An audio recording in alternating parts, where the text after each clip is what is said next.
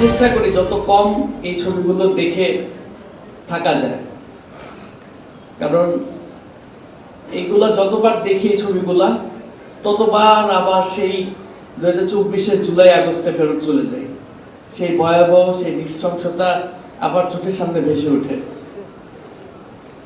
মীর মাহফুজুর রহমান মুগ্ধ ছিল আমার যমজ ভাই। দুনিয়াতে আসার আগের থেকে তার সাথে আমার যাত্রা শুরু হয়েছে। এই পৃথিবী ওকে 25 বছর চিনলেও আমি ওকে মায়ের পেট থেকে চিনি। তাই ওর ব্যাপারে যদি স্মৃতিচারণ করতে চাই সারাদিন শেষ হয়ে যাবে, কথা শেষ হবে না। আপনারা পিছনে ছবিতে ওকে দেখতে পারতেছেন যে 18 তারিখে ঘামিয়ে ওর টি শার্টটা ভিজে গিয়েছে। ভিডিওতে দেখতে পেরেছেন যে চোখে কাঁদানি গ্যাসের কারণে চোখ লাল হয়ে গিয়েছে। তারপরেও মানুষের সেবা করার জন্য, আন্দোলনকারীদের সেবা করার জন্য পানি বলে চিৎকার করছিল, পানি লাগবে কিনা, পানি লাগবে কিনা। শুধু এটাই না, মুগ্ধ ছিল একজন ওয়েল এস্টাবলিশ ফ্রিল্যান্সার।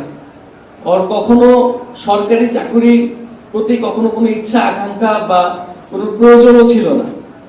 ও ছাত্র জীবন থেকেই ফ্রিল্যান্সিং করে যেটা আর্ন করতে পারতো, অ্যাটলিস্ট বাংলাদেশের কোনো চাকরির প্রতি, নির্দিষ্ট কোনো চাকরির প্রতি ওর এই লোভটা কখনোই ছিল না। তারপরও সে রাস্তায় নেমেছিল একটাই কারণ, ছাত্রদের ন্যায্য অধিকার এবং তার ভাইদের হত্যার বিচারের দাবি নিয়ে। সেই দাবি নিয়ে নামার পরও, শান্তিপূর্ণভাবে আন্দোলনে অংশগ্রহণ করার পরেও ঠিক কপালের মাঝ বরাবর গুলি করে তাকে হত্যা করা হয়েছে।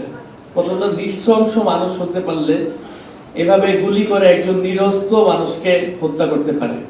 তো আমরা এখনো সুযোগের অপেক্ষায় আছি, যে সুযোগের মাধ্যমে আমরা তাদের থেকেও বড় অবদান রেখে দেশের জন্য জীবন দিতে পারবো। জানি না সেই সুযোগ আমাদের লাইফ টাইমে পাবো কিনা, তবে সেই সুযোগের অপেক্ষায় আমরা অবশ্যই থাকবো। আমার মনে হয় এই বাচ্চাদের, আপনাদের সন্তানদের সমতুল্য যারা জীবন দিয়েছে, তাদের কথা চিন্তা করে হলেও এই নতুন বাংলাদেশে আপনারা নতুনভাবে সবকিছু গড়ে তোলার জন্য নিজেদেরকে সর্বোচ্চভাবে এগিয়ে নিয়ে আসবেন এবং নিজেদের সর্বোচ্চ চেষ্টা করবেন। অসংখ্য ধন্যবাদ জানাচ্ছি এই অনুষ্ঠানের সকলকে, যারা আমাকে এখানে আমন্ত্রণ করেছেন এবং কিছু কথা বলার সুযোগ করে দিয়েছেন। আপনাদের সকলকে অসংখ্য ধন্যবাদ জানাচ্ছি। আল্লাহ হাফেজ। অসংখ্য ধন্যবাদ মীর মাহমুদুর রহমান স্নিগ্ধকে।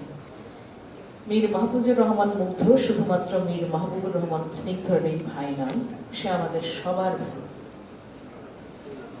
সে ছিল মানব সেবার বিমুক্ত প্রতীক।